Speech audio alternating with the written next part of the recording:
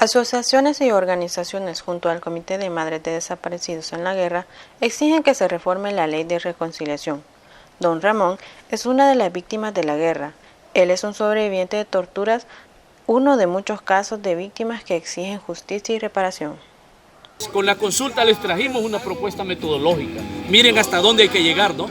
Les dijimos cómo se hace una consulta, cuáles son los sectores que debían ser consultados, cuáles son los indicadores que debería de tener esta consulta, ¿verdad? Cuáles son los niveles también éticos y morales para no revictimizar. Entonces, por supuesto que rechazamos el acuerdo de esta mañana. Jamás ha habido consulta a las víctimas.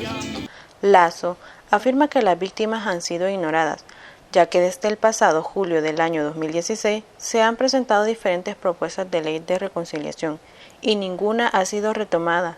Sin embargo, el diputado Parker afirma que se ha escuchado a las víctimas, pero que el tiempo de consulta se ha terminado. Hay una fecha tope, que es la fecha del 13 de noviembre, para que la subcomisión de la Comisión Política termine su trabajo, luego de que hemos sido informados todos públicamente por esta subcomisión que ya han finalizado las consultas regionales. Don Ramón, junto al resto de víctimas y organizaciones defensoras de los derechos humanos, alegan que de no darles una respuesta favorable, continuarán tomando las medidas necesarias para que sean escuchados.